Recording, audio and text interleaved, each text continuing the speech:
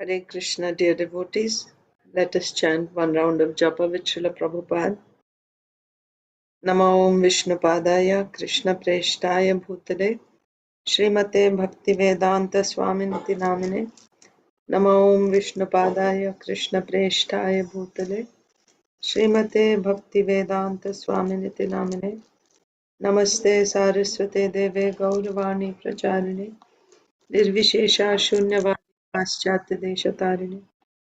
जय श्री कृष्ण चैतन्य प्रभु नित्यानंद श्री अद्वैत गदाधर श्रीवासादि गौर भक्त वृंद। हरे कृष्ण कृष्ण कृष्ण हरे हरे हरे राम राम राम हरे हरे। हरे कृष्ण कृष्ण कृष्ण हरे हरे हरे राम राम हरे हरे। हरे कृष्ण कृष्ण हरे हरे राम राम हरे हरे। हरे कृष्ण कृष्ण हरे राम राम हरे हरे। हरे कृष्ण कृष्ण हरे राम राम हरे हरे। हरे कृष्ण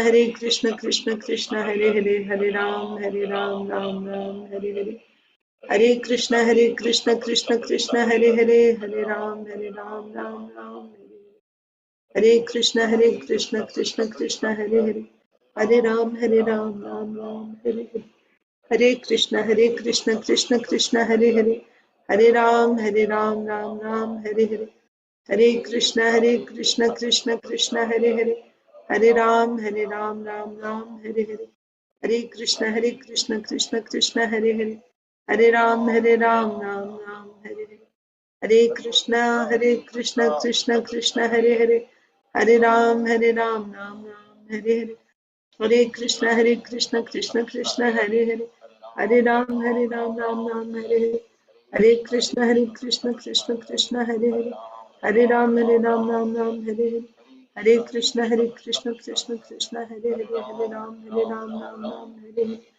हरे कृष्ण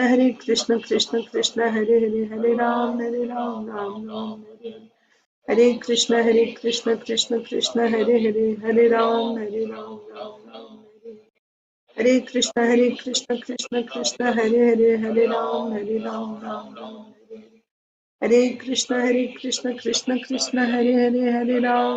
राम राम हरे हरे। हरे कृष्ण कृष्ण हरे राम राम हरे कृष्ण कृष्ण हरे राम राम हरे हरे। हरे कृष्ण कृष्ण हरे राम राम हरे हरे। हरे कृष्ण कृष्ण हरे राम राम हरे हरे। हरे कृष्ण कृष्ण हरे राम राम हरे हरे। हरे कृष्ण कृष्ण हरे राम राम हरे कृष्ण कृष्ण हरे राम हरे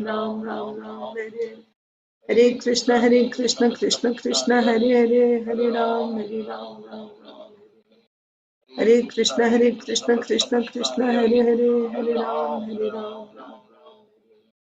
हरे कृष्ण कृष्ण हरे राम हरे हरे। हरे कृष्ण कृष्ण हरे राम हरे हरे। हरे कृष्ण कृष्ण हरे राम हरे हरे। हरे कृष्ण कृष्ण हरे राम हरे हरे। हरे कृष्ण कृष्ण हरे राम राम हरे हरे। हरे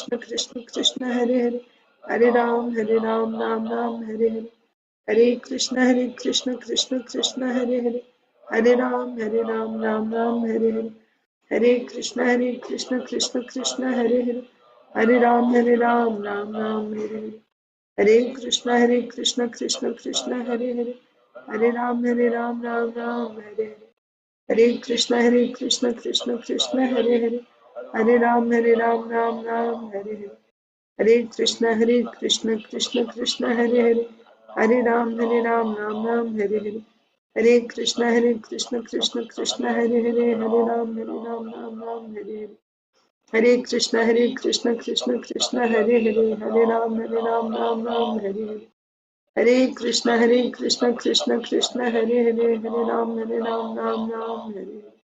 हरे कृष्ण कृष्ण हरे राम हरे हरे। हरे कृष्ण कृष्ण राम हरे हरे।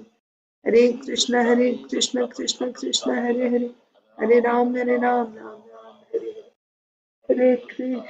हरे कृष्ण कृष्ण हरे Ram Ram Hare Hare. Hare Krishna Krishna Krishna Hare Hare, Hare Ram Ram Ram Hare Hare. Hare Krishna Krishna Krishna Hare Hare, Hare Ram Ram Ram Hare Hare. Hare Krishna Krishna Krishna Hare Hare, Hare Ram Ram Ram Hare Hare. Hare Krishna Krishna Hare Hare, Hare Ram Ram Ram Hare Hare. Hare Krishna Krishna Hare Hare, Hare Ram Ram Ram Hare Hare. Hare Krishna Krishna Hare Hare, Hare Ram Ram Ram Hare Hare. Hare Krishna Krishna Hare Hare, Hare Ram Ram Ram Hare Hare. Hare Krishna Krishna Hare Hare, Hare Ram Ram Ram Hare Hare. Hare Krishna Krishna Hare Hare, Hare Ram Ram Ram Hare Hare. Hare Krishna Krishna Hare Hare, Hare Ram Ram Ram Hare Hare. Hare Krishna Krishna Hare Hare, Hare Ram Ram Ram Hare Hare. Hare Krishna Krishna Hare Hare, Hare Ram Ram Ram Hare Hare. Hare Krishna Krishna Hare Hare, Hare Ram Ram Ram Hare Hare. Hare Krishna Krishna Hare Hare, Hare Ram Ram Ram Hare Hare. Hare Krishna Krishna Hare Hare, Hare Ram Ram Ram Hare Hare. Hare Krishna Krishna Hare Hare, Hare Ram Ram Ram Hare Hare. Hare Krishna Krishna Hare Hare, Hare Ram Ram Ram Hare Hare. Hare Krishna Krishna Hare Hare, Hare Ram Ram Ram Hare Hare. Hare Krishna Krishna Hare Hare, Hare Ram Ram Ram Hare Hare. Hare Krishna Krishna Hare Hare, Hare Ram Ram Ram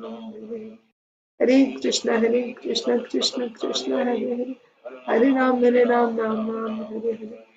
Hare Krishna Krishna Hare Hare, Hare Ram Ram Ram Hare Hare. Hare Krishna Krishna Hare Hare, Hare Ram Ram Ram Hare Hare. Hare Krishna Krishna Hare Hare, Hare Ram Ram Ram Hare Hare. Hare Krishna Krishna Hare Hare, Hare Ram Ram Ram Hare Hare. Hare Krishna Krishna Hare Hare, Hare Ram Ram Hare Hare. Hare Krishna Krishna Hare Hare, Hare Ram Ram Hare Hare. Hare Krishna Krishna Hare Hare, Hare Ram Ram Hare Hare. Hare Krishna Krishna Hare Hare, Hare Ram Ram Hare Hare. Hare Krishna Krishna Hare Hare, Hare Ram Ram Hare Hare. Hare Krishna Krishna Hare Hare, Hare Ram Ram Hare Hare. Hare Krishna Krishna Hare Hare, Hare Ram Ram Hare Hare. Hare Krishna Krishna Hare Hare, Hare Ram Ram Hare Hare. Hare Krishna Krishna Hare Hare, Hare Ram Ram Hare Hare. Hare Krishna Krishna Hare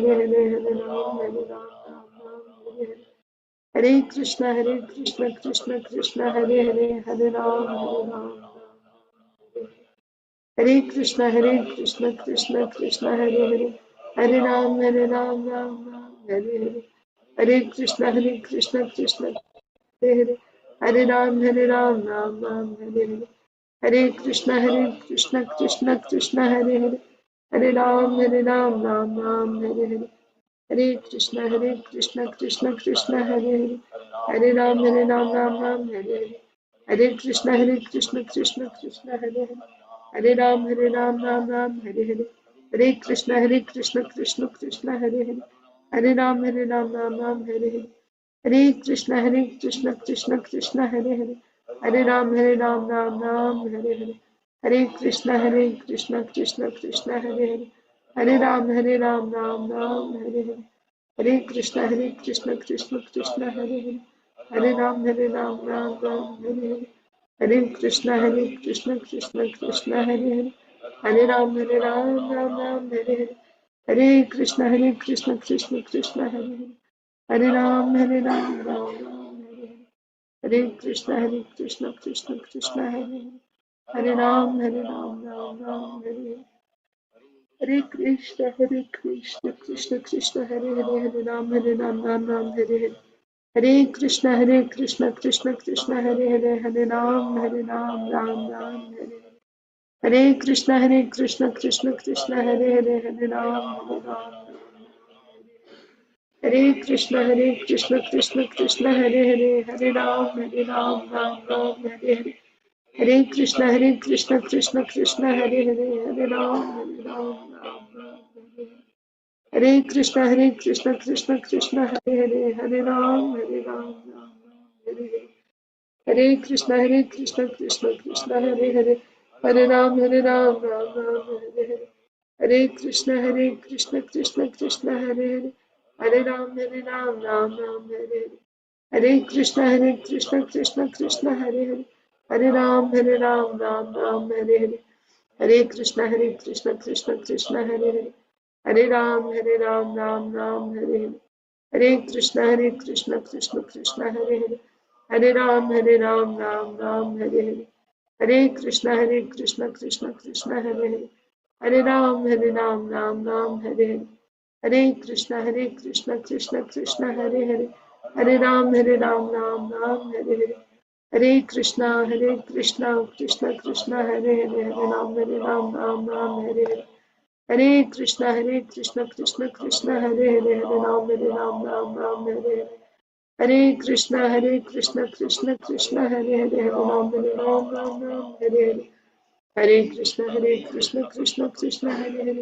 Krishna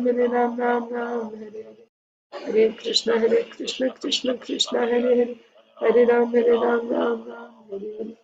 Hare Krishna, Krishna Hare Hare, Hare Ram, Ram Hare Hare. Hare Krishna, Krishna Hare Hare, Hare Ram, Ram Hare Hare. Hare Krishna, Krishna Hare Hare, Hare Ram, Ram Hare Hare. Hare Krishna, Krishna Hare Hare, Hare Ram, Ram Hare Hare. Hare Krishna, Krishna Hare Hare, Hare Ram, Ram Hare Hare. Jai Shri Krishna Chaitanya Prabhu Nityananda, Shri Advaita Gadadhar Srivasadi Gaur Bhaktivinoda.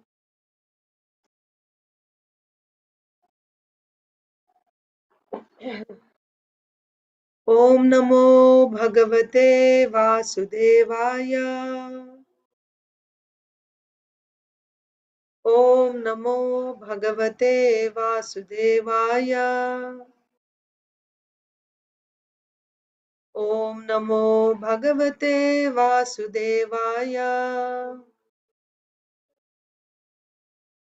Narayanam Namaskritya Naram Chaiva Narottamam Devim Saraswatim Vyasam Tato Jayam Mudirayet Nashtaprayeshva Bhadreshu Nityam Bhagavata Sevaya Bhagavatyuttama Bhaktir Bhavati Naishtiki Namo Vishnupadaya Krishna Presthaya Bhutale Srimate Bhakti Vedanta Swaminiti Namine Namaste Saraswate Deve Gauravani Pracharine Nirvishesha Shunyavadi Paschatya Deshatarine Jai Sri Krishna Chaitanya Prabhu Nityananda Sri Advaita Gadadhara Srivasadi Gaura Bhakta Vrinda Hare Krishna, Krishna Krishna, Hare Hare,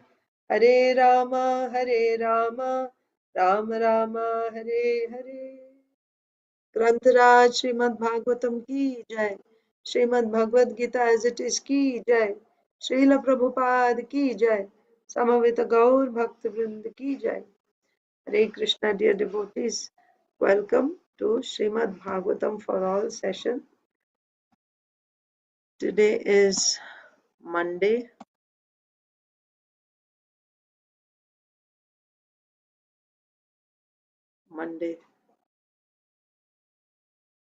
so we will learn a new verse of Bhagavad Gita. No, today's Tuesday, right? It's not Monday. Or is it Monday?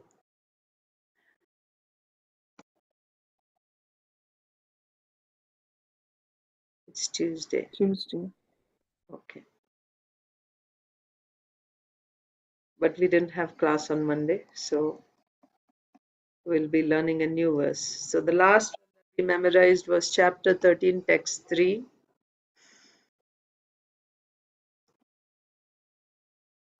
Kshetram kshetra gyapi cham vid kshetragyam chapi mam vidhi sarva kshetreshu bharata kshetra kshetragyayor jnanam yat taj jnanam matam mama.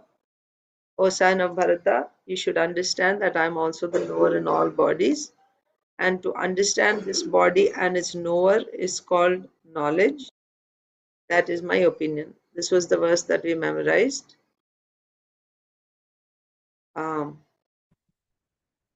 Let me see. What's the next one?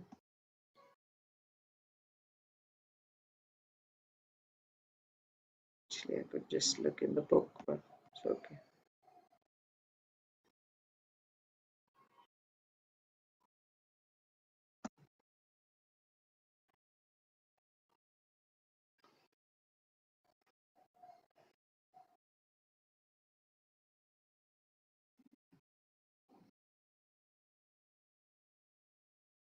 Thirteen three.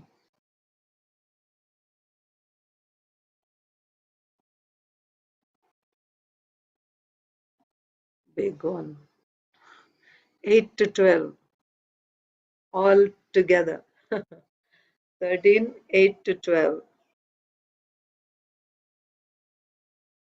Wow, it's a big one.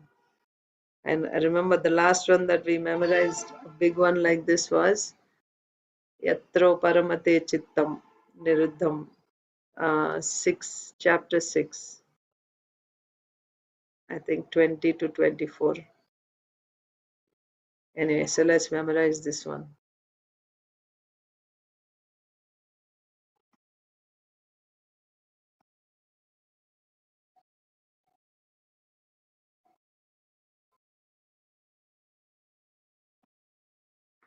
Thirteen, 8 to 12. It's all together. These are called the Jnana Sadhanas. Okay, please repeat. Amanitvam adambitvam ahimsa kshantirarjavam acharyopasanam shaucham स्थैर्यम् आत्मविनिग्रहः इन्द्रियार्थेषु वैराग्यम्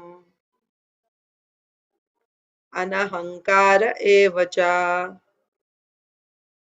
जन्म मृत्यु जरा व्याधि दुःखदोषानुदर्शनम् असक्तिरनभिष्वङ्गः पुत्रदारागृहादिषु नित्यं च समचित्तत्वम्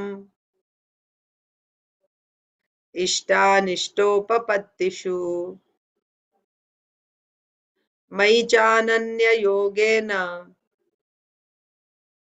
भक्तिरव्यभिचारिणी विविक्तदेशसेवित्वम् अरतिर्जनसंसदि अध्यात्मज्ञाननित्यत्वम् तत्त्वज्ञानार्थदर्शनम् एतज्ज्ञानम् इति प्रोक्तम् अज्ञानं यद् अतोऽन्यथा. Okay, one more time and then you can recite. अमानित्वं मदम्भित्वम् अहिंसा क्षान्तिरार्जवम् आचार्योपासनं शौचं स्थैर्यम् आत्मविनिग्रहः इन्द्रियार्थेषु वैराग्यम् अनहङ्कार एव च जन्म मृत्यु जरा व्याधि दुःखदोषानुदर्शनम् असक्तिरनभिष्वङ्गः पुत्रदारगृहादिषु नित्यं च समचित्तत्वम् इष्टानिष्टोपपत्तिषु मयि चानन्ययोगेन भक्तिरव्यभिचारिणी विविक्तदेशनिसेवित्वम् अरतिर्जनसंसदि अध्यात्मज्ञाननित्यत्वम् तत्त्वज्ञानार्थदर्शनम् एतज्ज्ञानम् इति प्रोक्तम् अज्ञानं यद् अतोऽन्यथा. So please repeat the translation. Humility, pridelessness, non-violence, tolerance, simplicity, approaching a bona fide spiritual master, cleanliness, steadiness, self-control, renunciation of the objects of sense gratification, absence of false ego, the perception of the evil of birth,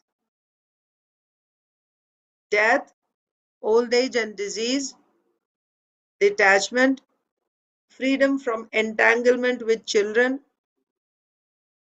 wife, home, and the rest, even-mindedness amid pleasant and unpleasant events, constant and unalloyed devotion to me, aspiring to live in a solitary place, detachment from the general mass of people, accepting the importance of self-realization, and philosophical search for the absolute truth. All these I declare to be knowledge. And besides this, what is ignorance? Okay, so let's start reciting now. I'll have to go up and down for each person because there's a lot of verses. So if anyone needs to go first, please raise your hand. Otherwise, we'll go in alphabetical order. Okay, nobody's raising. So, Inba, Inya, Jai Shri Mataji, Jai Ganesh Prabhu. Hare Krishna Mataji. Hare Krishna. Mataji, I'll go first. Yeah. अमानित्वं मदम्भित्वम् अहिंसा क्षान्तिरार्जवम् आचार्योपासनं शौचं स्थैर्यम् आत्मविनिग्रहः इन्द्रियार्थेषु वैराग्यम् अनहङ्कार एव च जन्ममृत्युजराव्याधि दुःखदोषानुदर्शनम्. Dukkha, because there is H, right? Visarga, Dukkha. Yes, Mataji. दुःखदोषानुदर्शनम् असक्तिरनभिष्वङ्गः पुत्रदारगृहादिषु नित्यं च समचित्तत्वम् इष्टानिष्टोपपत्तिषु मयि चानन्ययोगेन भक्तिरव्यभिचारिणी सेवित्वम् अरतिर्जनसंसदि अध्यात्मज्ञाननित्यत्वं तत्त्वज्ञानार्थदर्शनम् एतज्ज्ञानमितप्रोक्तम् अज्ञानं यदतोऽन्यथा. Translation. Humility, pridelessness, non-violence, tolerance, simplicity, approaching a bona fide spiritual master, cleanliness, steadiness, self-control, renunciation of the objects of sense gratification, absence of false ego, the perception of the evil of birth, death, old age, and disease, detachment, freedom from entanglement with children, wife, home, and the rest, even-mindedness amid pleasant and unpleasant events, constant and unalloyed devotion to me, aspiring to live in a solitary place, detachment from the general mass of people, accepting the importance of self-realization, and philosophical search with absolute truth. All these I declare to be knowledge, and besides this, whatever there may be is ignorance. Yes, thank you. Next, let me try the default one second.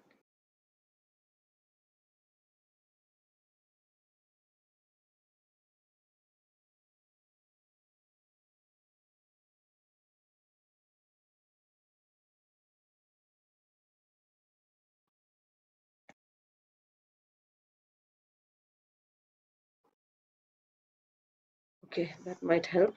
And Inba, Hare Krishna Mataji. Hare Krishna. Amanitvam adambitvam ahimsa shantir arjavam acharyopasanam saucham stairyam atma vinigrahah indriyateshu vairagyam anahankara eva cha janma mrityu jara vyadhi dukkha Doshanu. दोषाणुदर्शनम् विश्वङ्गः पुत्रदारगृहादिषु नित्यं च समचित्तत्वम् इष्टानिष्टोपपत्तिषु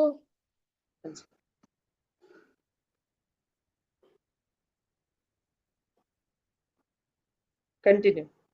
मयि चानन्ययोगेन भक्तिरव्यभिचारिणी विविक्तदेशसेवितम् अरतिर्जनसंसदि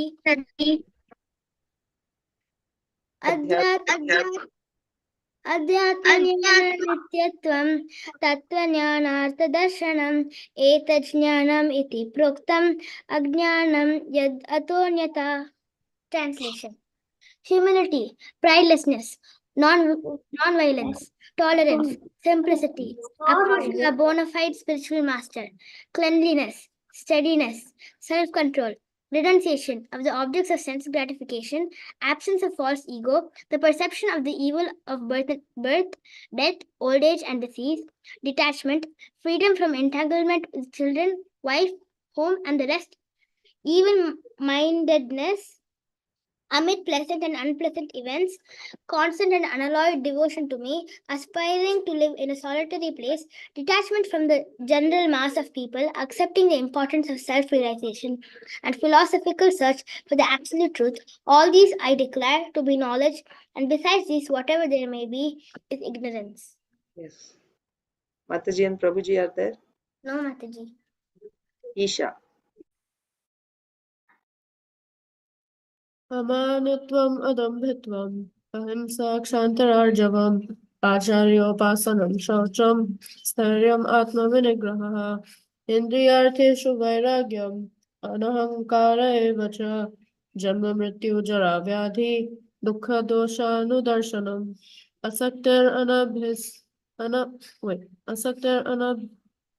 Anabhishwangaha. विश्वङ्गः पुत्रदारगृहादिषु नित्यं च समचित्तत्वम् इष्टानिष्टोपपत्तिषु मयि चानन्ययोगेन भक्तिरव्यभिचारिणी विविक्तदेशसेवित्वम् अरतिर्जनसंसदि अध्यात्मज्ञाननित्यत्वं तत्त्वज्ञानार्थदर्शनम् एतज्ज्ञानम् इति प्रोक्तम् अज्ञानं तद् अतोऽन्यथा.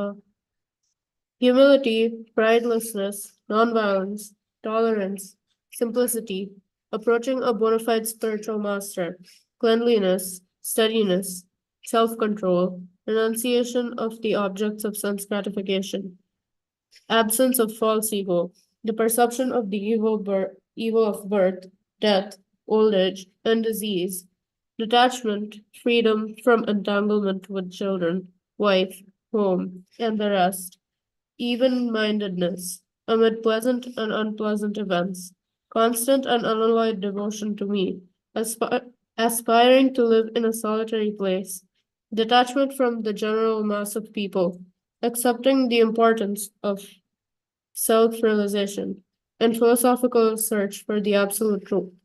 All these I declare to be knowledge, and besides this, whatever there may be is ignorance. Krishna Shish.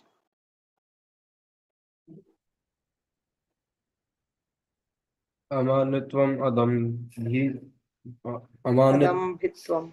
अमानित्वम् अदम्भित्वम् अहिंसा क्षान्तिरार्जवम् आचार्योपासनं शौचं स्थैर्यम् आत्मविनिग्रह इन्द्रियार्थेषु वैराग्यम् Anahankara. अनहङ्कार एव च जन्ममृत्युजरा व्याधि दुःखदोषानुदर्शनम् असक्तिरनभिस् Anabhishwanga. असक्तिरनभिस्वाङ्गा पुत्रदारगृहादिषु नित्यं च समचित्तत्वम् इष्टानिष्टोपपत्तिषु मयि चानन्ययोगेन भक्तिरव्यभिचारिणी विविक्तदेशसेवित्वं रतिर्जनसंसदि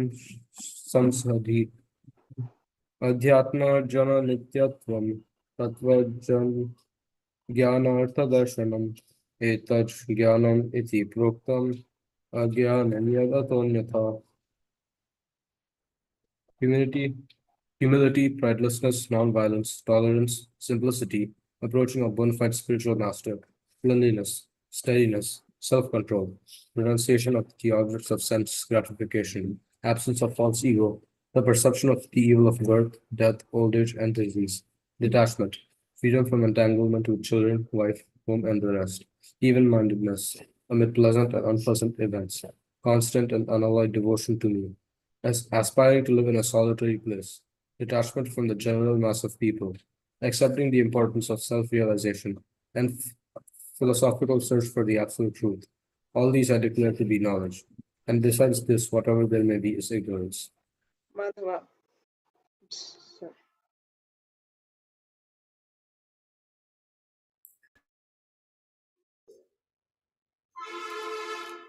Amanitvam adambhitvam Sander Acharyopasanam Sautam Aryopasanam. Acharyopasanam Sautam Stairyam Atma Vinigraha Indriyarthesu Vairagyam Anahankara Evata Brahmamritisa Vyadhi Dukkadosan Doshanu Darshanam. Dukkadosan Asaktir Aviswangaha Putra Dara Grihadasu Nityam Sa Samatittatvam Istanistopapatissu Istanistopapatissu Maitananya Yogena Bhaktir Avyabhicharini Vivikta Desa Se Vitvam Sevitva. Aratir Jnana Samsadi Adhyatma Jnana Nityatvam Tattva Jnana Darsanam Etad Jnanam Iti Proktam Ajnanam Yad Atanyatha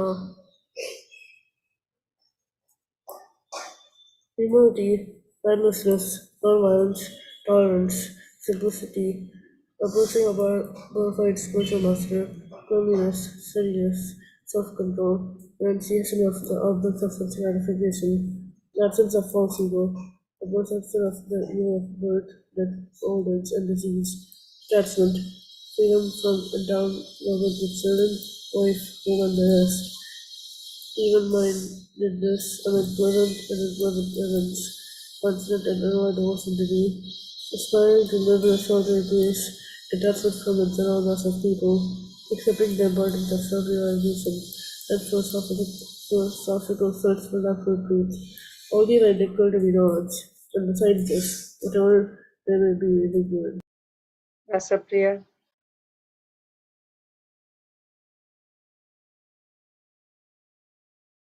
Amanitvam Adam Mitrutvam, Ahimsa Ksantur Ardavam, Acharya Pasanam Sotam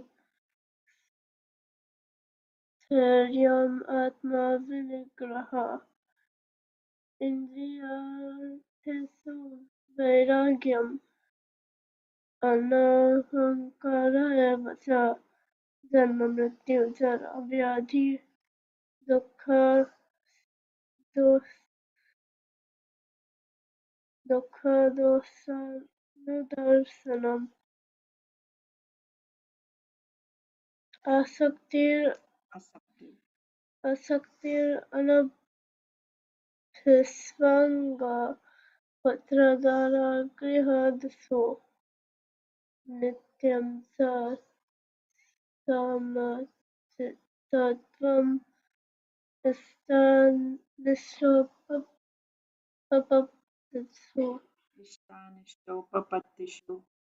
Nishtanistopapatsatisu Vaitanyamyogina Bhaktir Avyabhicharini Viviktadesa Sevatam Aratirjana Samsade Aratarjana Samsati Adhyatma Jnana Nityatvam Tattvajana Jnanartha Darshanam Tadasanam Etam Jnanamiti Bhaktam Ajnanam Niratanyatha.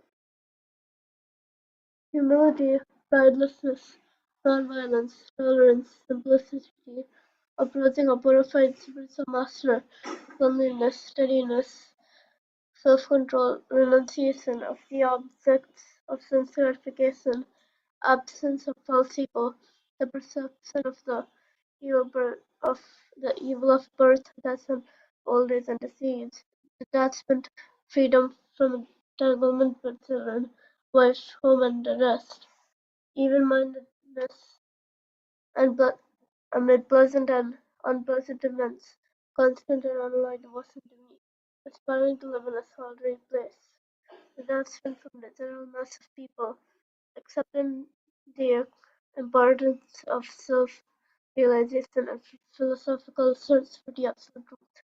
All these I declare to be knowledge, and besides this, whatever there may be is ignorance. Sonia Mataji. Hare Krishna Mataji, please accept my humble obeisances. All glories to Srila Prabhupada. Please accept my humble obeisances, Mataji. All glories to Srila Prabhupada. Amanitvam adambitvam ahimsa kshantir arjavam acharyopasanam socham thairyam atma vinigraha indriyate suvairagyam ahankara evacha Anahankara. janmamrit Anahankara evacha. अनहंकार एव च जन्म मृत्यु जरा व्याधि दुःख दोषानुदर्शनम् असक्तिर् अनभिष्वङ्ग पुत्रदार गृहादिषु नित्यं च समचित्तत्वम् इष्टानिष्टो पपतिषु मयि Chananya. चानन्ययोगेन भक्तिर् अव्यभिचारिणी विविक्तदेशा सेवित्वम् अरतिर्जन संसदि अध्यात्मज्ञाननित्यत्वम् तत्त्वज्ञानार्थदर्शनम् एतज्ज्ञानम् इति प्रोक्तम् अज्ञानं यदतोऽन्यथा. Humility, pridelessness, non-violence, tolerance, simplicity, approaching a bona fide spiritual master, cleanliness, steadiness, self-control, renunciation of the object of sense gratification, absence of false ego, the perception of the evil of birth, death, old age, and disease, detachment, freedom from entanglement with children, wife, home, and the rest, even-mindedness, mindedness, aimed, pleasant and unpleasant events, constant and unalloyed devotion to me, aspiring to live in the solitary place, detachment from the general mass of people, accepting the importance of self realization and philosophical search for the absolute truth. All this I declare to be knowledge, and beside this, whatever there may be, is ignorance. Hare Thank you. Krishna. Hare Krishna. Is Usha Mataji here? Medha and Usha Mataji.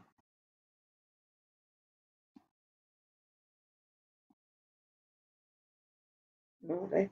Okay, so next is Narsimalila Chaitanya Prabhu, Suhraj Spurti, Suvarnangi Shama Mataji.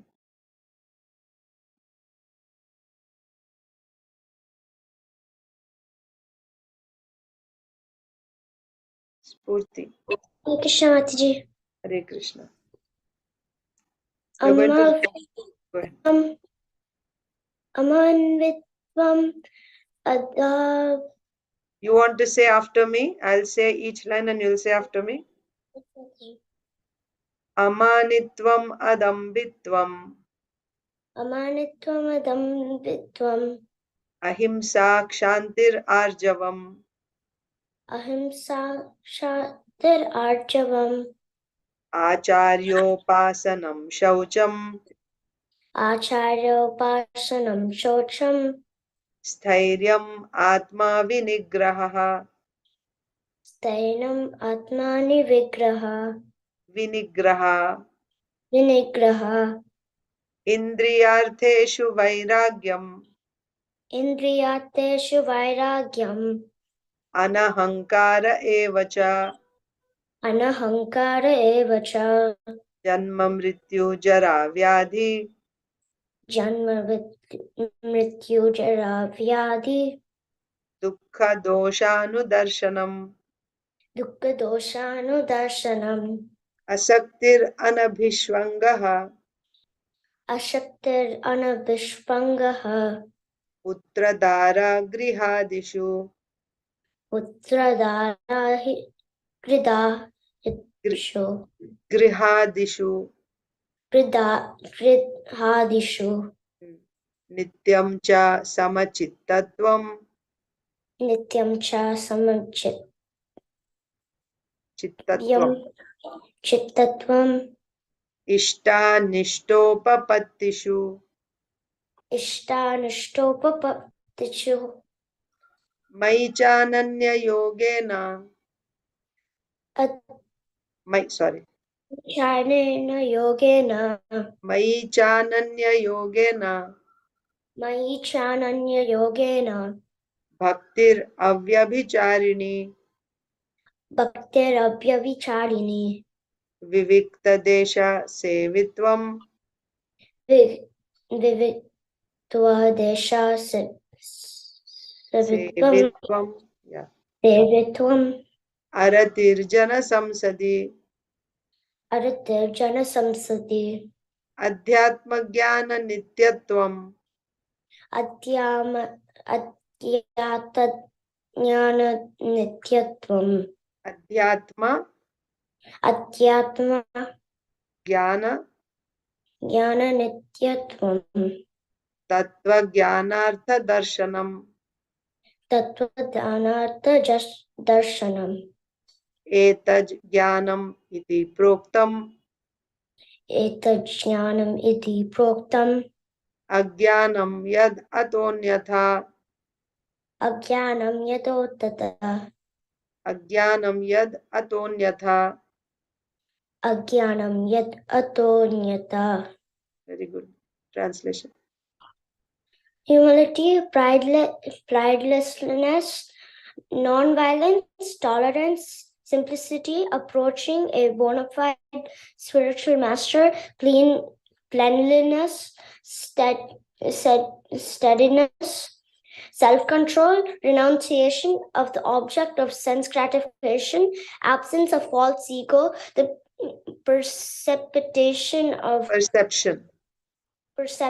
of the evil of birth, death, old age, and disease, detachment, freedom from entanglement with children, wife, home, and the rest, even mindedness,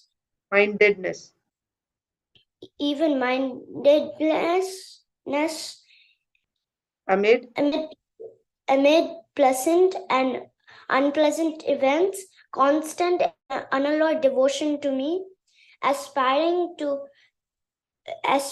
live in a solitary place, detachment from the general mass of people, accepting the importance of self-realization and the philosophical search for the absolute truth. All these I declare to be knowledge, and besides this, whatever there might be is ignorance. Hare Yes. Krishna Mataji. Hare Krishna. Thank you. Others are there? Spurti?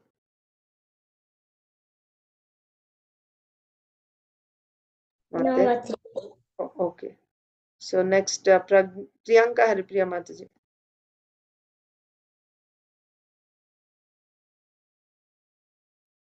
Hare Krishna Mataji. Hare Please Krishna. accept my humble obeisances. All glories to Srila Prabhupada. Please accept my humble obeisances, Mataji. All glories to Srila Prabhupada. Amanitvam adambitvam ahimsa shantir arjavam acharyopasanam shaucham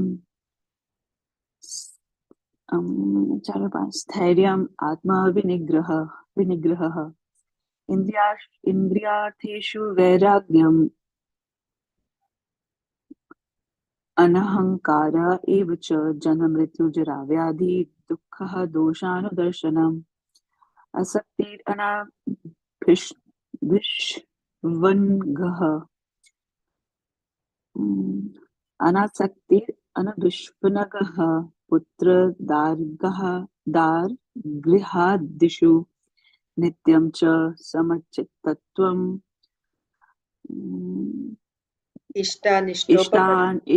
इष्टानिष्टोपपष्टिषु मयि चानन्ययोगेन भक्तिरव्यभिचारिणी विविक्तादेशसेवित्वम् अरतेर्जन संसदि अध्यात्मज्ञानान् नित्यत्वं तत्त्वज्ञानार्थदर्शनम् एतज्ज्ञानम् इति प्रोक्तम् अज्ञानं यद् अतोऽन्यथा. Humility, pridelessness, non-violence, tolerance, simplicity, approaching a bona fide spiritual master, cleanliness, steadiness, self-control, renunciation of the objects of sense gratification, absence of false ego, the perception of the evil of birth, death, old age, and disease, detachment, freedom from the entanglement with children, wife, home, and the rest, even-mindedness amid pleasant and unpleasant events, constant and unalloyed devotion to me, aspiring to live in a solitary place, detachment from the general mass of people, accepting the importance of self-realization, and philosophical search for the absolute truth. All these I declare to be knowledge, and besides this, whatever there may be is ignorance. Yeah. Thank you, Mataji. Prajna Saujanya Mataji.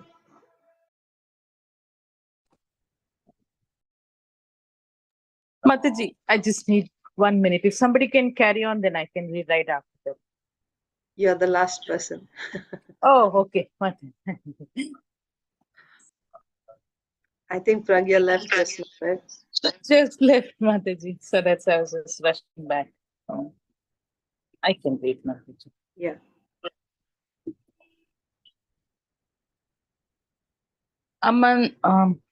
Amanitvam adambhitvam ahimsa kshantir arjavam acharyopasanam saucham स्थैर्यम् आत्मविनिग्रह इन्द्रियार्थेषु वैराग्यम् Anahankara eva cha janma mrityu jara vyadhi dukha doshanu darshanam. Ashaktir. Asaktir. Oh, asaktir. Anabhishvanga.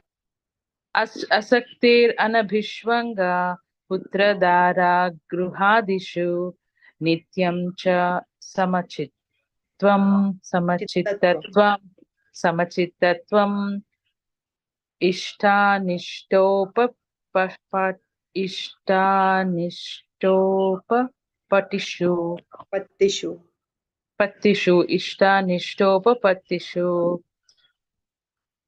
my one Mai chananya yogin. Mai chananya yogena bhaktir avyabhicharini vivikta desha shevitvam artay jana samsadhi Aratir jana samsid.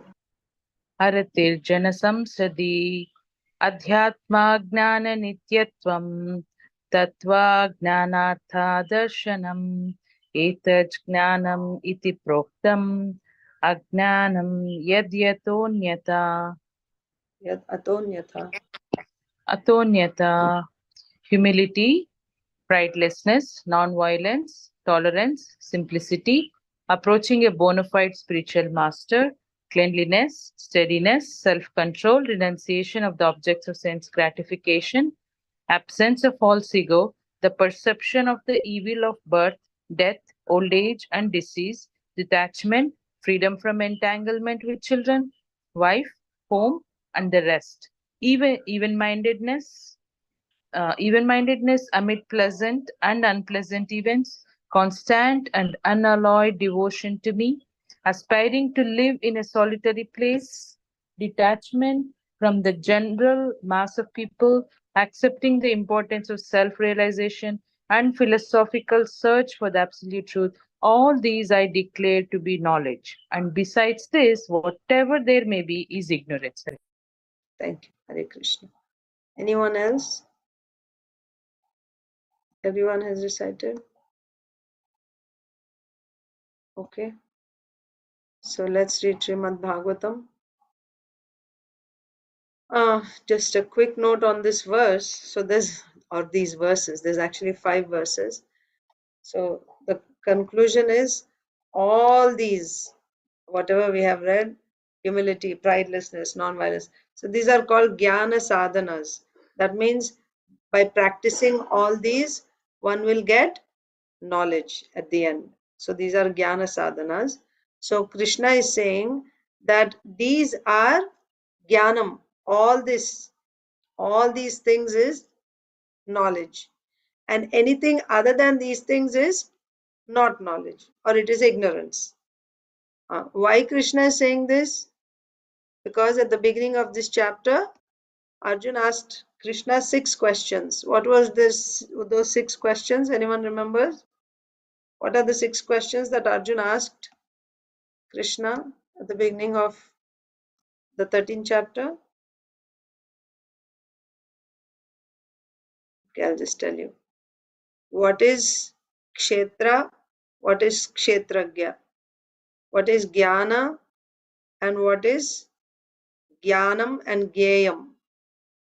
And what is prakriti and what is purusha? 6 questions. So kshetragyam was already said. Body is kshetra and kshetragyam is the knower of that body. Who is the knower of that body? There is the soul.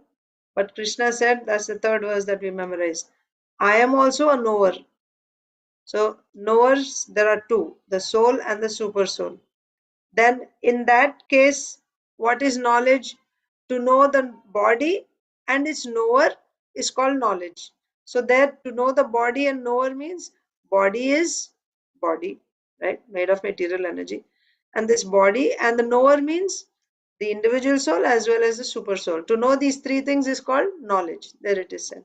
And then further here Krishna is saying, what is jnanam? All these things, whatever we learned today. All these things is called Jnanam. And anything other than these is not Jnanam. Okay. So now we'll read Srimad Bhagavatam. We are reading. So simply reciting the verses took close to 1 hour. So anyway, but that's memorization verse, Srila Prabhupada's, selected verses. So this is one of them. So we have to learn. Okay. Srimad Bhagavatam, Canto 9, Chapter 20, the descendants of Maharaj Puru. So we were reading about Maharaj Dushmanta. Yes. So we saw that Dushmanta Maharaj went back to his kingdom, and he forgot about Shakuntala. Well, that is not said there. Here from Bhagavatam version, he went back to his kingdom, and then meanwhile Shakuntala gave birth to a baby, and then when the baby was a little older, a small boy, she took him with her and went to meet with Dushmanta Maharaj, and Dushmanta Maharaj did not accept her, as if he didn't recognize her. Then there was Akashvani that said, "Oh Maharaj Dushmanta, a child is actually the baby, the son actually belongs to the father. The son is the responsibility of the father. Why? Because the child born is actually, the life is coming from father. The mother is simply like a storekeeper, right? That means she's just developing the body. Life is actually coming from the father. So therefore it's the responsibility of the son, is the responsibility of the father. To maintain the son is the father's responsibility. And this is your son and Shakuntala is your wife. Don't mistreat her like this by refusing to accept her. Like this, there was Akashvani. So we discussed this elaborately in the previous class, why, various possibilities why Dushmanta Maharaj could have, refused to accept Shakuntala. That was discussed the other day. So now we'll move to the next verse. So, of course, so Dushmanta Maharaj, when he heard this Akashvani, he was pleased and he accepted Shakuntala and his son, Bharata. So that son born of Shakuntala and Dushmanta Maharaj is Bharat. So, O King Dushmanta, he who discharges semen is the actual father, and his son, this is 22, and his son saves him from the custody of Yamaraj. You are the actual procreator of this child. Indeed, Shakuntala is speaking the truth. We also discussed in this connection, the child delivers the father from going to hell, called Pum. Pum is the name of the hell. Pum, Nama Naraka. So because the son saves the father, how he saves? By offering Shraddha. So therefore it's called Putra.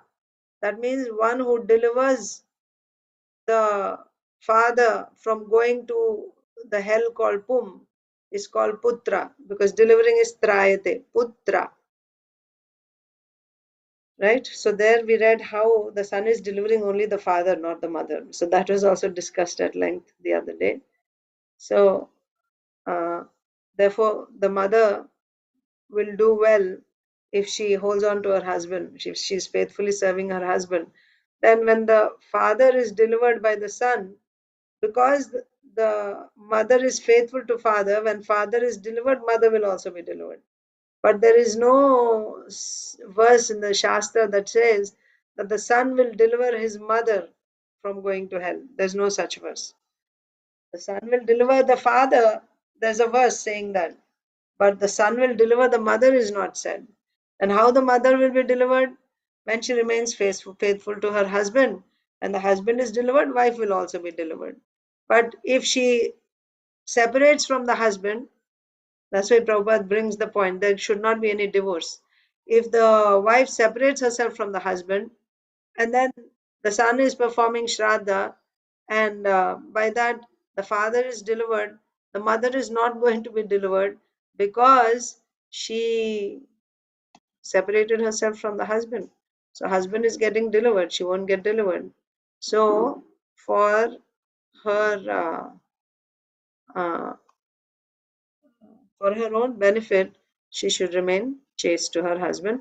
So this was the various possibilities were discussed in the other class, and it was a long class. It went over time also. So if you would like further explanation on this, you can please refer to that class. Saujanya Mataji.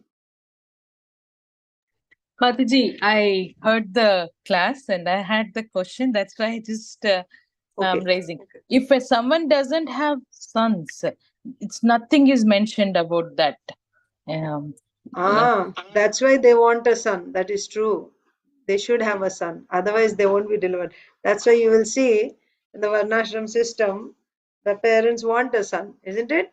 They try for a son, even after having so many. If they have only girls, one after another, after several girls, they wait that their one son will be born.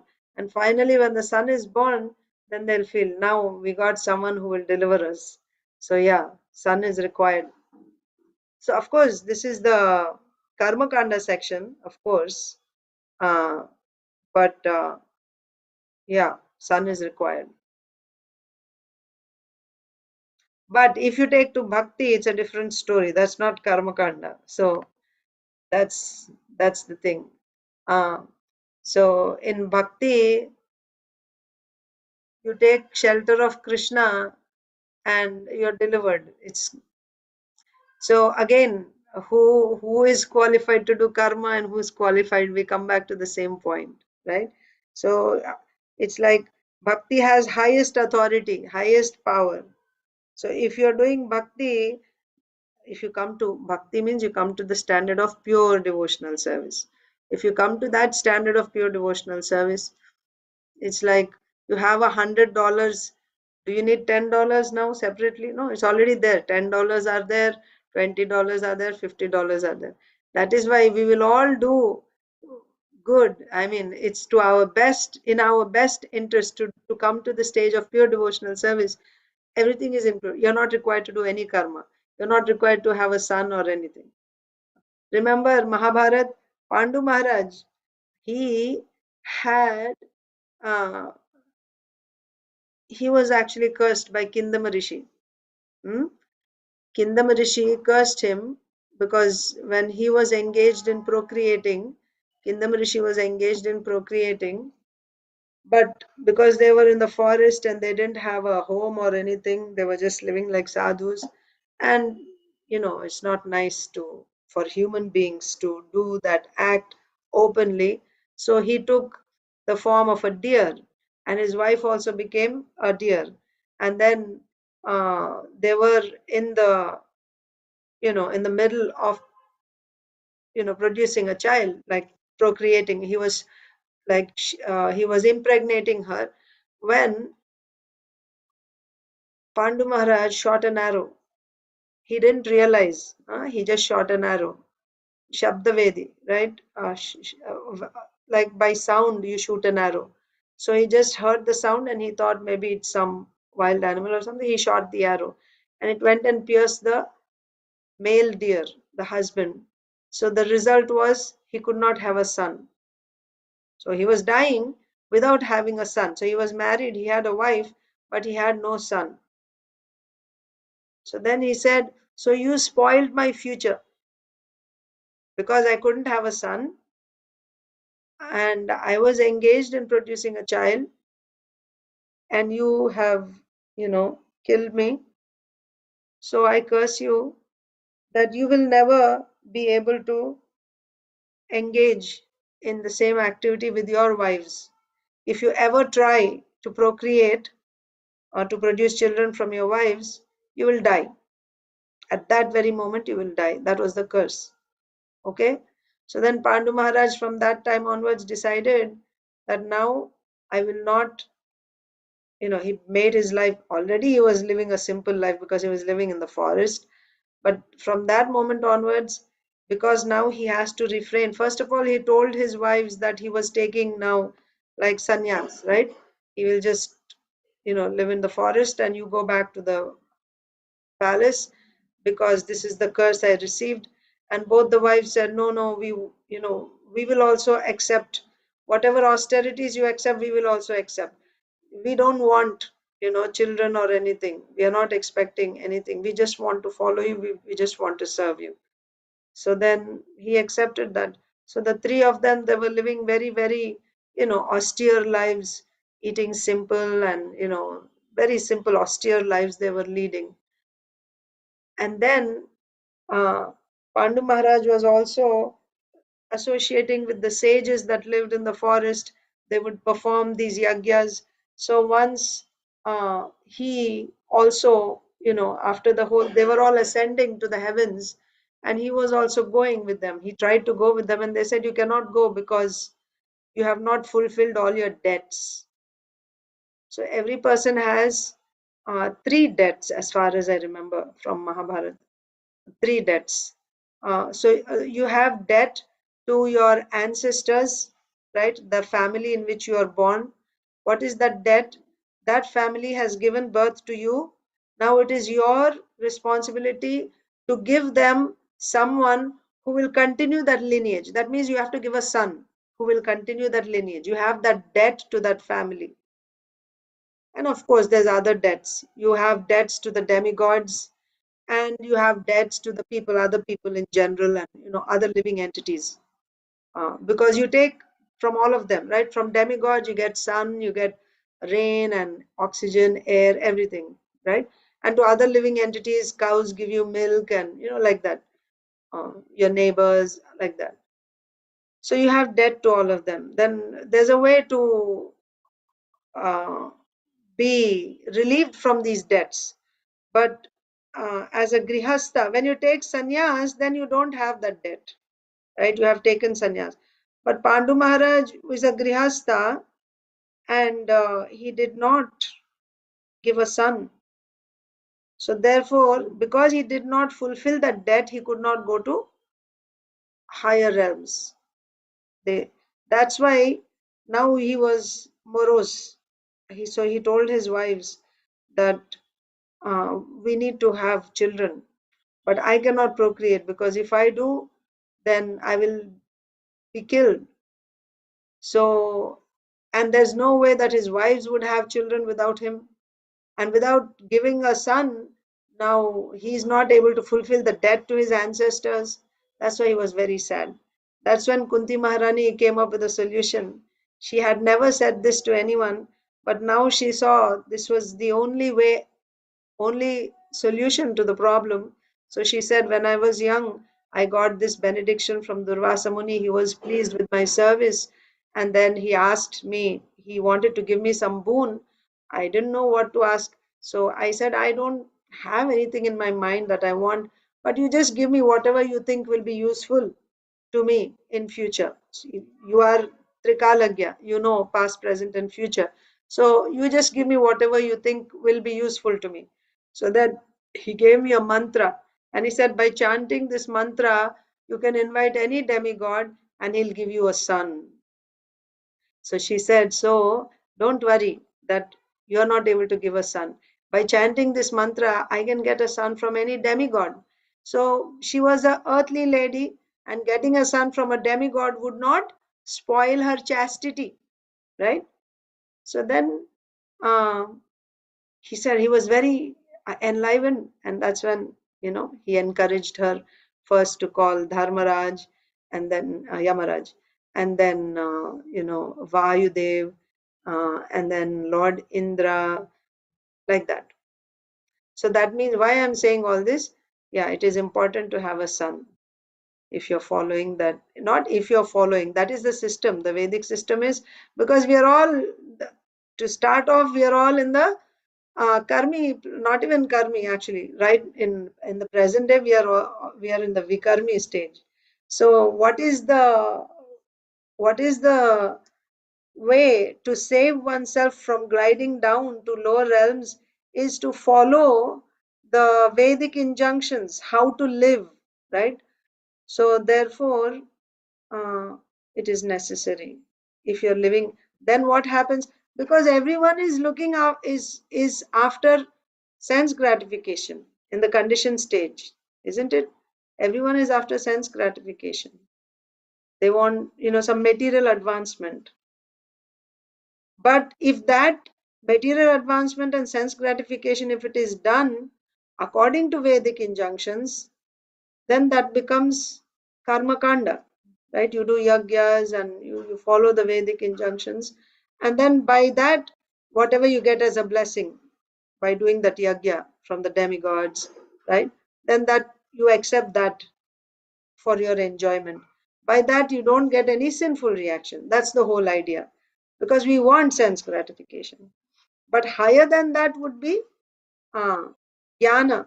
Jnana means you do your dharma, but you don't want any sense gratification, you don't want any material result. This is higher stage than that, like that. And then ultimate is you come to the stage of pure unalloyed devotional service, where you only want to serve the Supreme Lord. You don't worry about what will happen to you. You're not concerned about that. Surrender. You surrender to Krishna. Now, whatever way you keep me, you keep me. You send me to heaven or hell, I'm at your mercy. However you want to treat me. Pure devotional service. So, anyone who has embarked on this path of bhakti, so that is coming to pure devotional service. That is our goal. We want to, right? So, but in order to get there, you need full shraddha. Meanwhile, we have to do some karma. So here, for those who are aspiring to be pure devotees, there's a path chalked out by our Gaudiya Vaishnava Acharyas. Srila Sanatan Goswami actually begin. Sri Chaitanya Mahaprabhu himself talks about this Daiva Varnashram. Sri Chaitanya Mahaprabhu talks about it. And then on his instructions, Srila Sanatan Goswami gave us a book called Hari Bhakti Vilas. In that Hari Bhakti Vilas, there is detailed description of what are the various karmas to be performed by the devotees who are aspiring to be pure devotees. So they are aspiring to be pure devotees. Then what type of activities and samskaras and work they should do, that is given there in Hari Bhakti Vilas. And further, there's another book called Shatkriya Sara Deepika written by Gopal Bhatta Goswami. So they are the two of the six Goswamis, Sanatan Goswami, Gopal Bhatta Goswami. So in those two books, you will find all the details of what activities we should do. So there, it's not about whether you have son or daughter. It does not matter.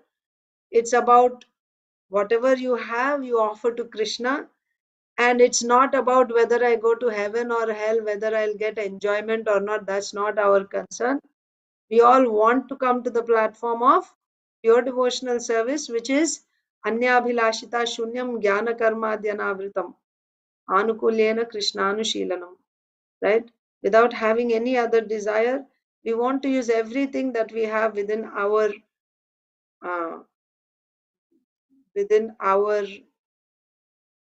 whatever we have, right? This body, our abilities, our wealth, the influence that we have over people, everything we want to use in Krishna's service for Krishna's pleasure without expecting anything in return for that service, and doing only this, not doing any activity which will interrupt this direct devotional service to the Lord, like this. This is pure devotional service. And if we are aspiring for that, then the simplified karmas are given. If we live by that lifestyle, then we are doing only bhakti. We are doing only bhakti.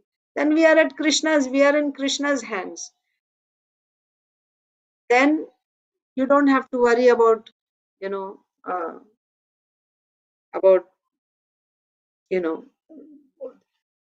Varnashram also there is, in the past we have discussed, there is Varnashram, Karmakandi's Varnashram is there, system. Jnani's Varnashram system is there, and Daiva Varnashram system is there. So Karmakandi's Varnashram system, yes, you need to have a son, so that the son, he will do your shraddha. All these are karmas, right? Samskaras, all these, they're all karmas. 5 types of karmas are there. Nitya karma, Naimittika karma. Naimittika karma means these are the samskaras. right? Samskaras. So son will do Shraddha Samskara. By that, the father is saved from going to hell, like that. So therefore, then if you are not doing pure devotional service, then of course, then you are liable. We are liable. So therefore, our only shelter, especially now, always, why only now, but even more in Kali Yuga, because we don't have any other qualifications. Karma qualifications nobody has, right? What we are doing, and it's so if we simply sincerely take shelter of Sri Chaitanya Mahaprabhu's gift, which is given to us by Srila Prabhupada, very, very sincerely taking shelter of the path that he has given us, right? And try to, come, endeavor very sincerely for pure devotional service, right? Get the mercy of the Vaishnavas, then only we are protected. Otherwise, we don't know the future, because we don't have any other credits. We don't have any other credits that someone in a Varnashram system or in a Vedic society may have those credits. We don't have any of those credits. So, yeah. Thank you, Mataji. Very nice. Thank you. Hare Krishna. Okay, so it's 6:20 here already. Let's read some Bhagavatam. So, Rasapi, you remember who's supposed to read? I think Priyanka Haripriya Mataji read last, right? Yes, Mataji, I remember. Yes, so Saujanya Mataji, 23. Pitaryuparate sopi chakravarti mahayashaha mahima giyate tasya harer amsha bhuvo bhuvi. Yes, Mataji. Sukdev Goswami said, when Maharaj Dushmanta passed away from this earth, his son became the emperor of the world, the proprietor of the 7 islands. He is referred to as a partial representation of the Supreme Personality of Godhead in this world. Hare Krishna. Yes, Hare Krishna. So this son of Shakuntala and Dushmanta Maharaj, right? The son that was born of Shakuntala, when Dushmanta Maharaj spent the night in the ashram with Shakuntala after Gandharva Vivaha, and he went back and she became pregnant and she had a child. That boy, Bharata, he is a partial expansion of the Supreme Personality of Godhead. And after Dushmanta Maharaj, so when she went back and when that Akashwani said, Dushmanta Maharaj accepted him as his son. After Dushmanta Maharaj left his body, this boy, or now he's not a boy, but his son, Maharaj Bharat, he became the next emperor of the 7 islands. 7 islands means the whole Bhumandala, right? The central island is Jambudvip, if you remember from the 5th canto. Central is Jambudvip, then you have Shalmali Dvip, Plakshadvip, like that. There are 7 islands. So he ruled all 7 islands. Same with King Yayati, when we read. He was the ruler of all 7 islands. So when Maharaj Dushmanta passed away from this earth, his son became the emperor of the world, the proprietor of the 7 islands. He is referred to as a partial representation of the Supreme Personality of Godhead in this world. Purport. So, Inba, you can read next. Purport. Hare Krishna Mataji. Yeah, Hare Krishna. Purport. In Bhagavad Gita, chapter 10, text 41, it is said, Yad yad vibhuti mat sattvam srimad urjitameva va tattad eva vagachatvam mama tejom sambhavam. Anyone extraordinarily powerful must be considered a partial representation of the Supreme of the opulence of the Supreme Godhead. Therefore, when the son of Maharaj Dushmanta became the emperor of the entire world, he was celebrated in this way. Okay, so the way it is explained is not exactly an Amsha avatar. Okay. When you say avatar, you have different types of avatars, right? You have Leela avatar, Swamsha, then Yugavatar, Manvantara avatar. So under Swamsha, you have all these. Leela avatar, Shakti avatar, Yugavatar, Manvantara avatar, two more. I'm not recollecting all 6 now. But Purusha avatar, Guna avatar. oh, Guna avatar. Guna avatar, correct, Guna avatar, like this. Not all are Swamshas. Yes, not all are Swamshas. So within this, Mataji, Yuga Avatar? I said Yugavatar, I said Leelavatar, Yugavatar, Manvantara avatar, I said. So there's Shakti Avesh avatar. Then Mataji said Guna avatar. And then you have Purusha avatar. Purusha avatar means Karanodakshaya Vishnu, Garbhodakshaya Vishnu, Kshirodakshaya Vishnu. Guna avatar means Lord Brahma, Lord Vishnu, Lord Shiva. Like this, different types of avatars are there. So avatars means, and then you have Shakti Avesh avatar. So within these different types of avatar, some of them are Swamsha. Swamsha means they are personal expansions having a small percentage of the opulence of the Supreme Lord, a small percentage of the opulence of the Supreme Lord, right? So they are Swamshas.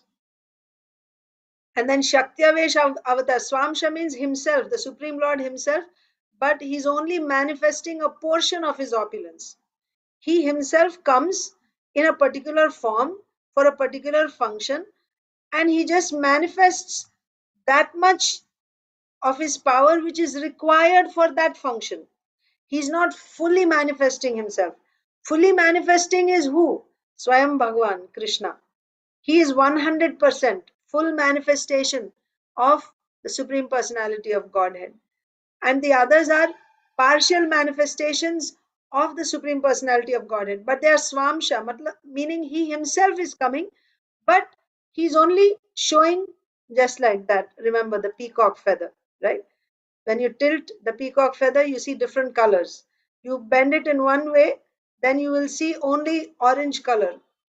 And you tilt it in another way, and you will see blue or, purple, like that.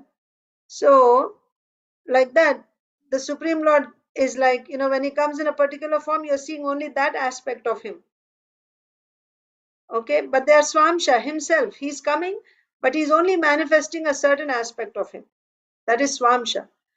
But then there is Vibhinnamsha. Vibhinnamsha means separated energy. That means one living entity, this is Shakti Avesh avatar, one living entity is invested with that power of the Supreme Lord. Shakti Avesh avatar. Now you will get a question, who is a Vibhuti? The 10th chapter, Krishna, that's the verse that we are seeing here about Bharat Maharaj. What is Srila Prabhupada saying? Srila Prabhupada is quoting 1041. Yadyad vibhuti mat sattvam shrimad urjitam evava tattad evava gachatvam mama teja amsha sambhavam. My teja, right? My effulgence, my power, amsha, just a portion of my powers or my energy, right? Mama teja amsha sambhavam. That means wherever you see that there is some opulence, great or extraordinary, opulence, extraordinary beauty or extraordinary power, wherever you see that, you should understand it is nothing but a portion of my power, my opulence. That is called what? Vibhuti. That means it's a living entity who has a portion of the Lord's power.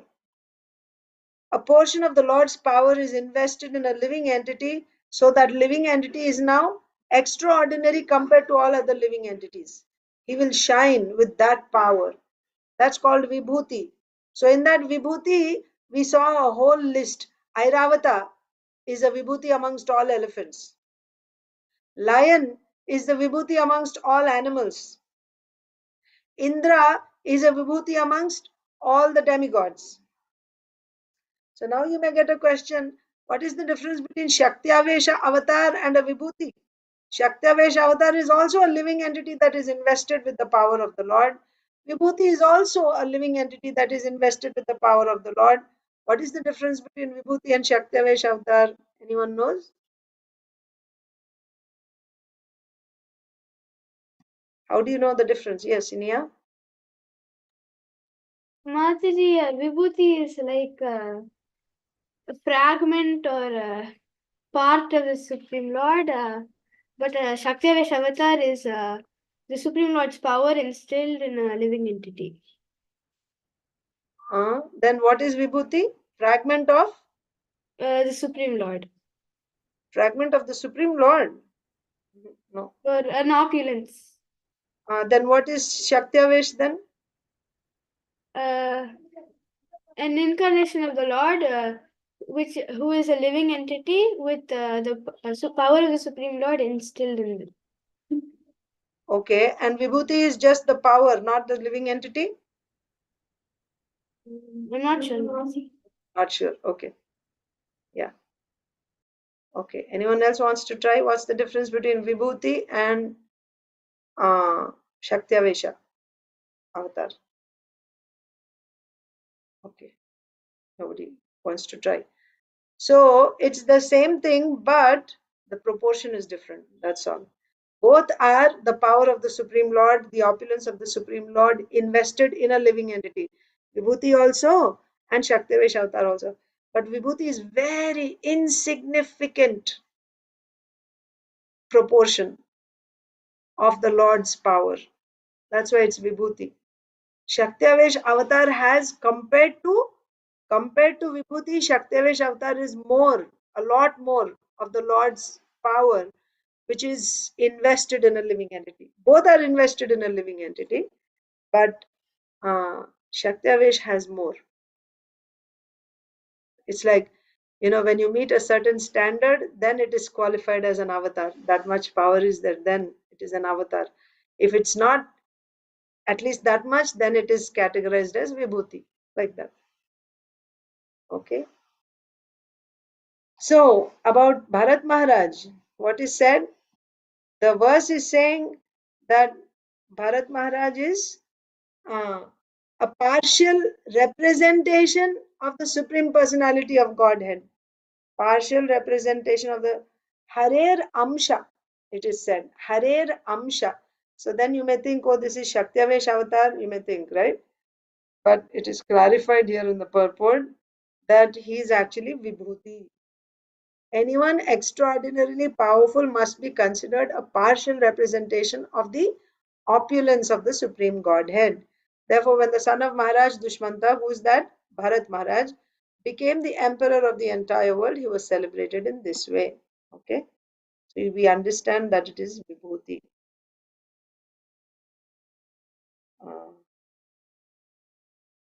Okay, there's a long purport, so we won't do that today. We will stop here. Because we did that Bhagavad Gita 5 verses per person, right? But that's how it is. They're all clubbed together. If they were not clubbed together, I would have done each one separately. But we just have to do it like that. So that's why it took most of the time. But anyway, let's just read Bhagavad Gita and Leelamrita. Also tomorrow, or maybe it is today in America. Is it Varaha Dwadasi today for you? Did you already observe Ekadasi yesterday? Or you're going to No, you're doing it Mataji. today? Today is Ekadashi, Mataji. Yeah, here also. And Varadwachi also, Mataji. Fasting for Varahadev today. Half day fast Yes. for Varahadev. Half day But for tomorrow is Varadwachi and then Varadwadasi. yes. Yeah. No. Tomorrow is Nityanand Triyodashi we have. Today is Varadwachi. And Yesterday was Ekadasi. Ekashi, but it was not suitable for fasting. So today is the fasting for Ekashi as well as for Dwachi. Acha. And as well as for Nityanand Triyodashi. So tomorrow we will not fast. Really? Oh, wow. Yes. Yes, Mataji. That's how they send the email also. Wow. So 3 days, instead of doing it 3 days, 1 day fasting. That's all. Nice. Okay. So for us, today is Ekadasi. And because we don't fast on Dwadasi, so on Ekadasi day, we do half day fast for Varahadev. And tomorrow is Varaha Dwadasi. And we'll have Varahadev's Abhishek tomorrow. And day after tomorrow is Nityanand Trayodasi. So, yeah, I was thinking maybe tomorrow I will, if I get time, I'll read about during the day, maybe I'll read Varahadev's pastime. Or if you like, but for you, tomorrow is Nityanand Trayodasi, you said. So, yeah, maybe if I do it in the morning, it will still be your today. So, if you get a chance, you can hear. Or you just open Bhagavatam, and if you get a chance, you just read Varahadev's pastime, just the translations you can read today for Lord Varahadev. And then tomorrow will be Nityananda Trayodasi. Let's see what we can do tomorrow. Nowadays, it's hard to plan what will be done because things are running quite tight. Whatever is possible, I'll just try to do. And if nothing else, we'll just come together and read Bhagavatam in the morning. Okay. Or in the evening, maybe you can read Varahadev, and tomorrow Nityanand Ray. Evening, the thing is, it's a short time, right? We have like To about rush. half an hour. Yeah, just less than half an hour. So reading a pastime in that much time won't happen. So your evening. So we read Chaitanya Charitamrita, and on weekends we read Chaitanya Bhagavat. So that we take small chunks each day, and we just keep reading slowly every day. But if we have to read about Nityananda Prabhu or about Varahadev, we won't have enough time. That's why I'm not doing it at that time. But during the day I'll do, and it will still be your evening or towards night. And then if I get a chance during the day, I'll read and I will just send it in the group, and you can listen. Okay, let's read Bhagavad Gita now. We're reading from Srimad Bhagavad Gita, chapter 1, text 36. Please repeat. Papamevashrayedasman Advaitan Atatainah Tasmannarha Vayam Hantum Dhartarashtran Sabandhavan Swajanam Hi Katham Hatva Sukhinah Syama Madhava. Poor Arjun is going through a crisis now, seeing all the family members on the other side. He doesn't want to kill them. So what are all the various emotions and thoughts, right, that Arjun is going through? We see in these verses. So Arjun is saying, please repeat, sin will overcome us if we slay such aggressors. Therefore, it is not proper for us, Therefore, it is not proper to for the us sons of Dhritarashtra to kill the sons of and our Dhritarashtra friends. and our What friends. should we gain, O Krishna, What should we gain, O Krishna, husband of the goddess of fortune? husband of the And goddess how of can we fortune? be happy How by can we killing be our happy own kinsmen? by our own killing our own kinsmen? Yes. So if you remember in the previous verse, Arjun said, O Govinda. Govinda means one who gives pleasure to the senses. So you are supposed to give pleasure to me, and this battle is not giving me any pleasure. This war will not give any pleasure. I don't want that I'll kill all of them and I'll win a kingdom and I'll enjoy. No, I know I won't be able to enjoy. Who will I enjoy it with? Nobody's there to enjoy. What will I enjoy? I'm not going to kill my family members for what to speak of this one earth.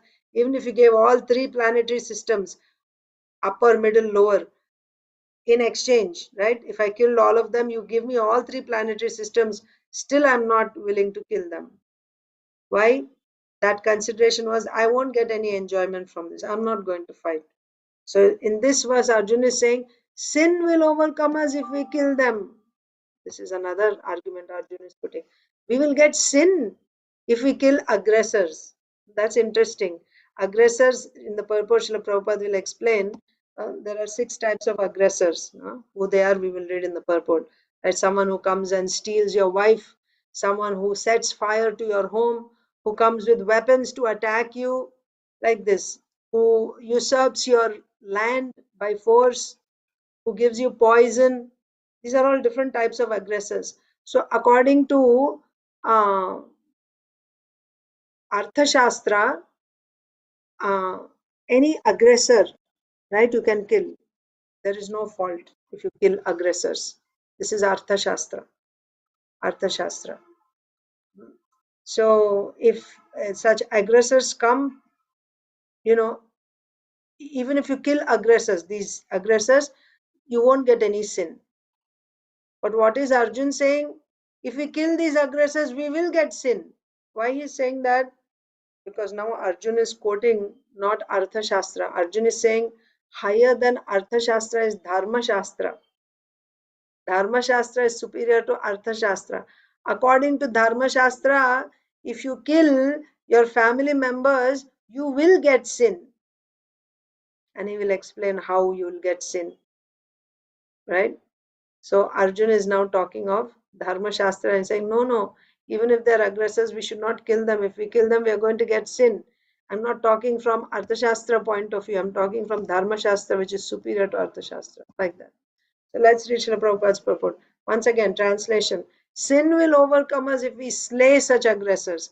Therefore, it is not proper for us to kill the sons of Dhritarashtra and our friends. What should we gain, O Krishna, husband of the goddess of fortune? And how could we be happy by killing our own kinsmen? Right? Sin will come, and what happiness will we get by killing our family members? Purport. According to Vedic injunctions, there are 6 kinds of aggressors. 1. A poison giver. 2. One who sets fire to the house. 3. One who attacks with deadly weapons. 4. One who plunders riches. Right? One who plunders your riches. Right? Who comes and takes all your wealth away. 5. One who occupies another's land. And 6. One who kidnaps a wife.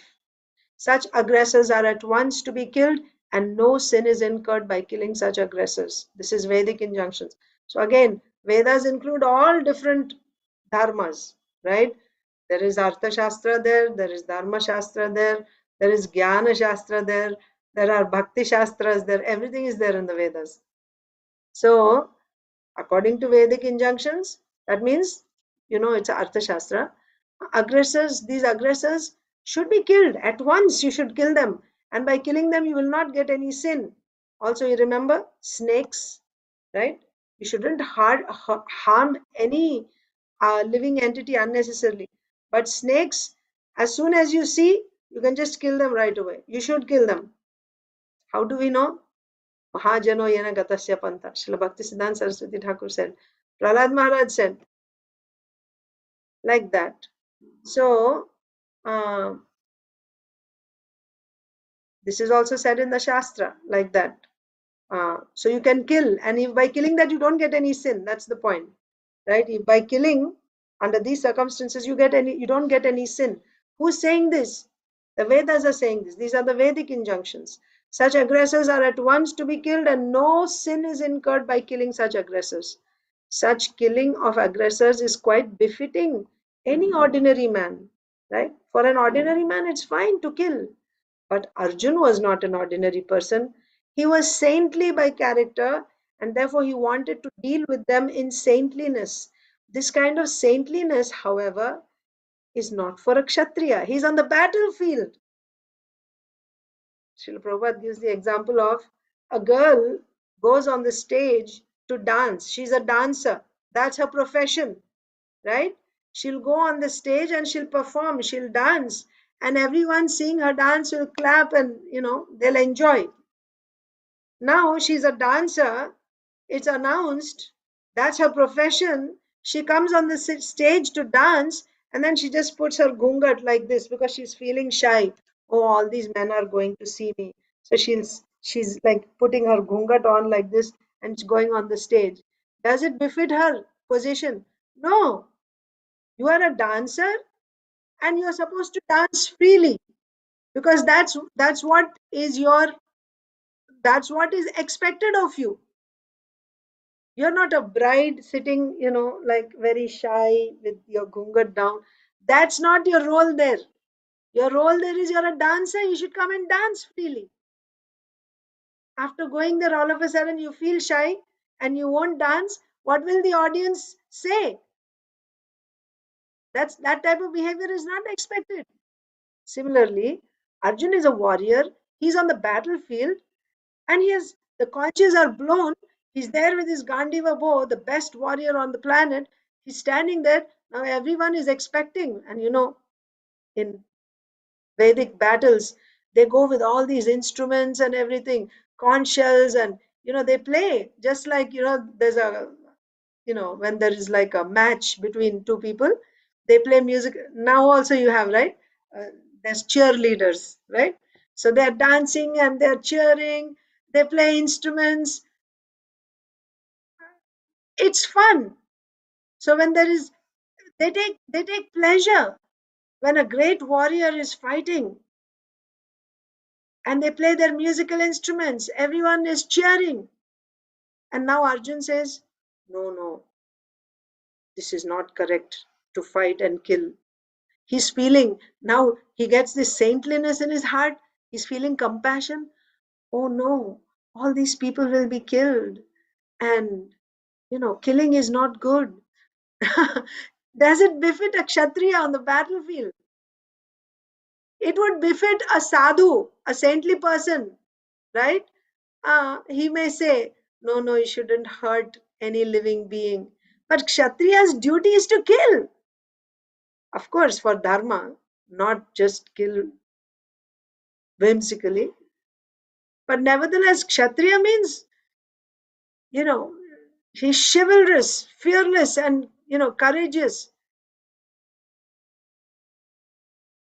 So for him to come now on the battlefield when everyone is all ready, conches are blown, and they already trained their arrows on their bows and ready to shoot. And now Arjuna, no, this is not right. Killing these people is going to give us sin. It sounds ridiculous. That's the scene now. So that's why Srila Prabhupada is saying, of course, Arjuna is a saintly person. He's not an ordinary person. So you see how nicely Srila Prabhupada balances both. Right? For an ordinary person, it's okay. But for Arjuna is not an ordinary person. He was saintly by character.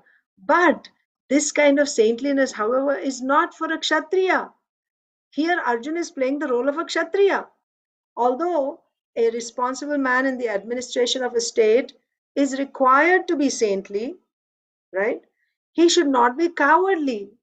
For example, Lord Rama was so saintly that people even now are anxious to live in the kingdom of Lord Ram, Ramarajya. Yeah.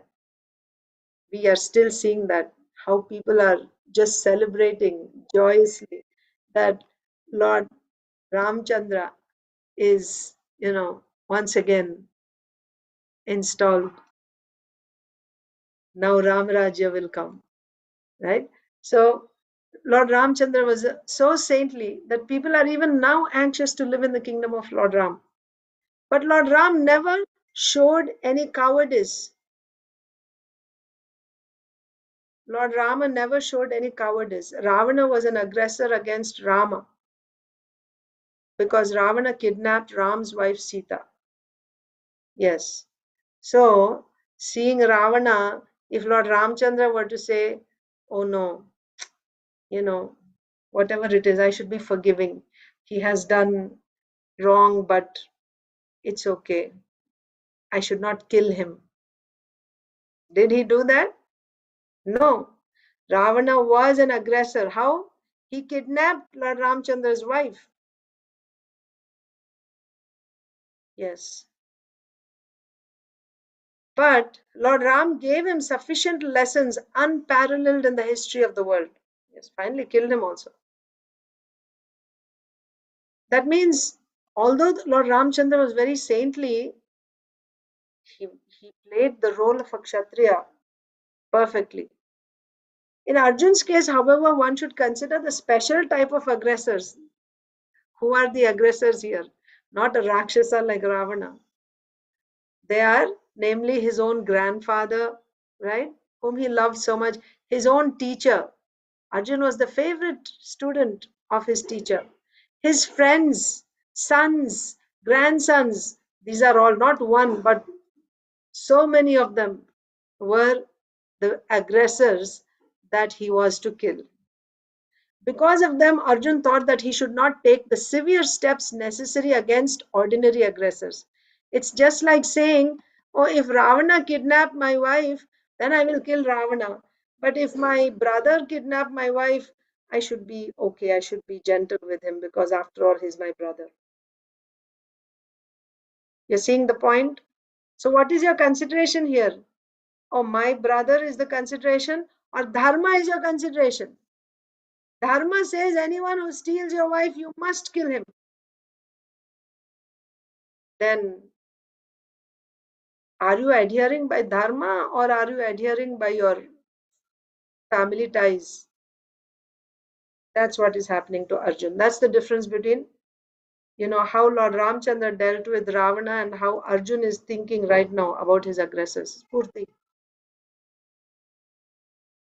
It's the same way how Sugriva and Vali they fought, because how Vali took over the kingdom and took Correct. so he became aggressive. Very nice. That's why Lord Ramchandra did not hesitate to kill Bali. Bali, he aggressor in both ways. He took the kingdom and also he took the wife. Well, he took the kingdom. He was the older brother, no problem. But he was actually trying to kill, right? He banished him and he wanted to kill his brother, Sugriva. And then he took away Sugriva's wife also. So Lord Ramchandra killed him. Yes. So not only Ravana, not just for his own wife, but others also, right? Anyone who does something wrong, Lord Ramchandra punished. Nice. Thank you, Suhrid. So because of them, Arjun thought that he should not. So, but in Arjun's case, they are not ordinary aggressors. Besides that, saintly, okay, that's one consideration. They're my family, relatives, people who are dear to me. Besides that, saintly persons are advised to forgive, right? Such injunctions for saintly persons are more important than any political emergency. Yeah, if you're saintly, then if you forgive, then you become greater, right? Like Yudhishthir Maharaj always said, Kshama, right? Forgiveness is the highest principle. Whatever they have done, we should forgive, like that. So, saintly persons are advised to forgive. Such injunctions for saintly persons are more important than any political emergency. Arjun considered that rather than kill his own kinsmen for political reasons, it would be better to forgive them on grounds of religion and saintly behavior.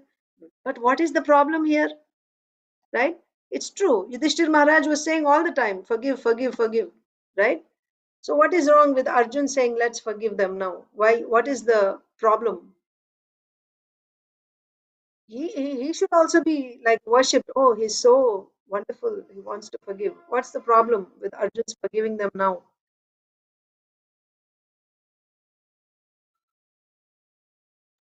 He is bodily attached to his relatives, so that is the reason. Like his consciousness is on the book based on body. Okay, that's correct. And that was already discussed before when we saw compared with Lord Ramchandra and Arjun. Arjun is saying that these aggressors are my family members, therefore I should deal with them mildly. So that's not appropriate because his consideration is just bodily relation, not dharma. That's one thing. Okay, that was already discussed. The next point is now the next reason is, so that is said already, family members, so we should be mild with them. That's over. The next thing is saintly behavior. So you're saying your saintly behavior is only for your family members? That's another point that Mataji is bringing up. That's also true. You're saying saintly behavior, but this saintly behavior is only for family members. But he's not saying that, right? He's not saying only family members. He wants to be saintly to everyone now. He's not saying that, okay, I'll kill those people who are not my family members, but my family members I won't kill. He's not saying that. He's saying, no, for a saintly person, or saintly behavior is superior. It's on a higher position. Forgiveness is on a higher position than any political emergency. You understand? So doing right or wrong, that is good. Giving justice is good. But higher than that is to forgive. Right? So why, even though it's forgiveness is a high principle, why it is not justified now in the case of Arjun? Yes, Saujanya Mataji. Mataji, Arjun is also forgetting that they insulted his wife, just like you just mentioned, like Lord Ramchandra, why he killed Ravana, he was not covered eyes because dharma, you did something wrong, so we have to punish, right? So I don't know why Arjun is not thinking that part. So yeah, so okay, so aggressors must be punished like Lord Ramchandra punished. Arjun should punish. But there Arjun is saying, no, but these are family members, so you should deal with them in a gentle way, not as strictly as you are saying. Lord Ramchandra dealt, yes, but he dealt with Rakshasas, some outsiders.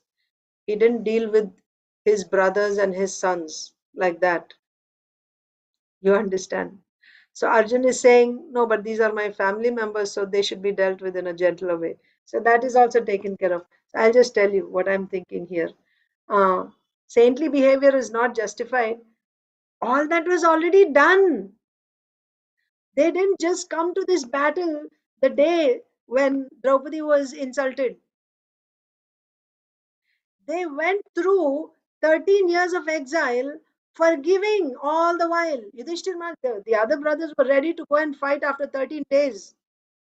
Yudhishthir Maharaj said, no, that is only for emergency. There is no emergency here. We must live in the forest for 13 years. And whenever they would be angry, ready for vengeance, Yudhishthir Maharaj would always stay calm, and he would suffer the pain, but he would not blame the other person for his suffering. That is saintliness. And even after the whole thing, and so many times they tried, when they were in the forest, they tried to, insult them, right? Show off, flaunt in front of them, with all their opulence, Dvaitavana, and they tried to find out where they are so that they can send them back to the forest another 12 years. In spite of all this, they attacked Virata, the kingdom of Virata, Matsya Desh, when they found out that the Pandavas might be there, so that they can break their Agyatvas and send them back to the forest. In spite of all this, what did Yudhishthir Maharaj do? He tolerated everything. He forgave them. And then he said, now we completed 13 years of exile. Please give our kingdom back. Duryodhan didn't want to give. Still, okay, I forgive them. Just give us 5 villages. Right? So at every step, they were forgiving. It's not that they didn't forgive. When every door was closed by Duryodhan, he said, I won't give you even the land that can hold the tip of a pin. He didn't leave any options for the Pandavas other than battle. So after everything was done, forgiveness and everything is done, now the last option is, this is the only option for them. They are not left with any other option. Krishna was personally present there. Would Krishna allow any injustice? He will always establish the highest dharma. So now for Arjun to talk about saintly behavior and forgive them, again, it looks ridiculous. It's like You know, you hear the whole Mahabharata, hear the whole Ramayana, and then you say, whose father is Sita Devi? Like that. So Arjun, after everything has happened, now he's saying, oh, saintly behavior is, you know, is more important than any political emergency. So, no, it's not justified. It's not justified. He did not therefore consider, so from Arjun's perspective, Arjun's point of view, he's saying on the grounds of religion and saintly behavior, we should forgive them. He did not therefore consider such killing profitable simply for the matter of temporary bodily happiness. Right? He's thinking, I'll kill them so that I'll become happy. That's not right. So he has to adjust the reasons why he has to fight. Arjun is thinking, I'm fighting so that I can become happy in the end. No, that's not why you're going to fight. So that has to be clear in his mind. Why am I fighting? What is the reason for my fighting? Arjun is thinking, now this killing is going to be profitable for me. I don't want any profit. It won't give me any happiness. So I won't fight. After all, kingdoms and pleasures derived therefrom are not permanent. So why should he risk his life and eternal salvation by killing his own kinsman? Again, why he should risk his life? Because he will, yeah, he can also get killed. And eternal salvation, how that's going to be affected? Because he's saying it is sinful to kill your own family members.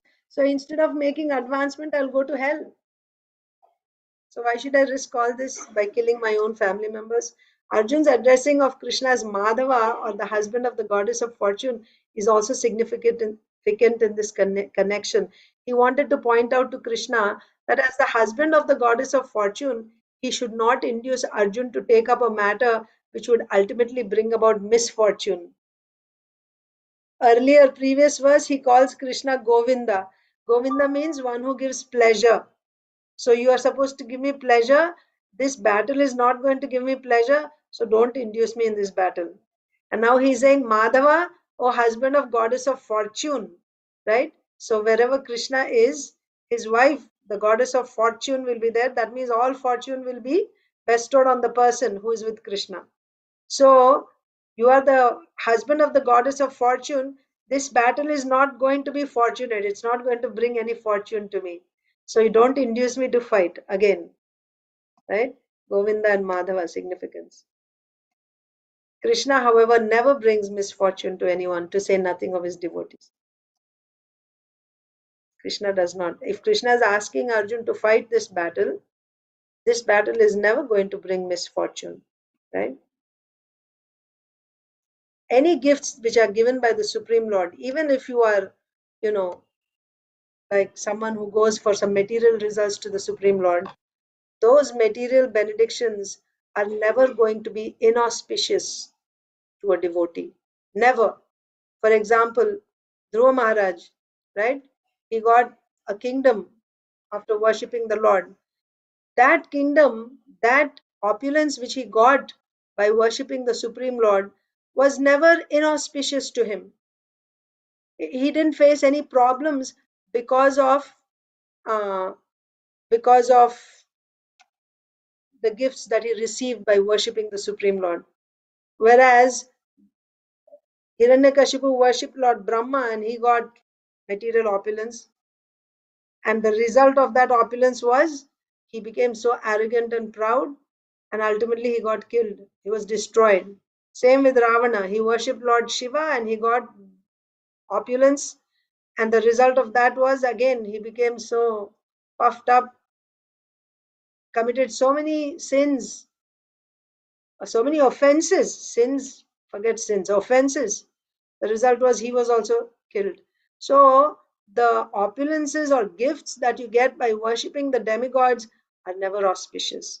But even if you ask for some material results from the Supreme Lord, whatever you get from him, they are never going to be inauspicious. So what to speak of the devotees of Krishna, right? Will he ever bring any misfortune? No. And if Krishna is asking Arjun to fight this battle, is this battle going to bring misfortune to Arjun? No way. That's the point. Srila Prabhupada's Leela Amrita. I'll just read a little bit. Prabhupada's old friend uptown, Robert Nelson. Oh, just a little background before this. Okay, so David was sharing the room with Srila Prabhupada, and he's, how being in close quarters with Srila Prabhupada, what is he experiencing, right? Like, it's a very powerful energy, Srila Prabhupada's purity, right? And that transcendental spiritual vibrations. And he's like experimenting with drugs and all that. He was, or maybe he still is experimenting. So, what were his emotions? He just shared that. Next, Prabhupada's old friend from uptown, Robert Nelson, continued to visit him on the Bowery. He was impressed by Prabhupada's friendly relationship with David, who he saw was learning many things from the Swami. Mr. Robert bought a small American made hand organ similar to an Indian harmonium and donated it to David for chanting with Prabhupada. At 7 in the morning, Mr. Robert would come by, and after Bhagavatam class, he would talk informally with Prabhupada, telling his ideas for making records and selling books. He wanted to continue helping the Swami.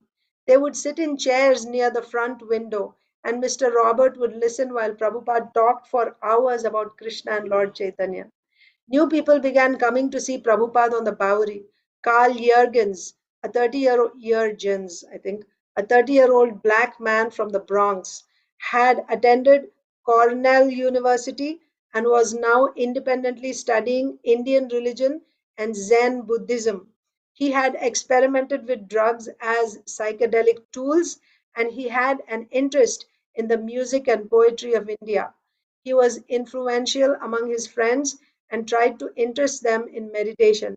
He had even been dabbling in Sanskrit. So these are the initial days in the Bowery. Who are the people that came to Srila Prabhupada? We are seeing. So we saw David, then we saw Robert Nelson, and now we are seeing Carl Jurgens. Okay, we will stop there. Thank you so much for staying long today. Hare Krishna. All of you have a wonderful day in Krishna consciousness. Thank you.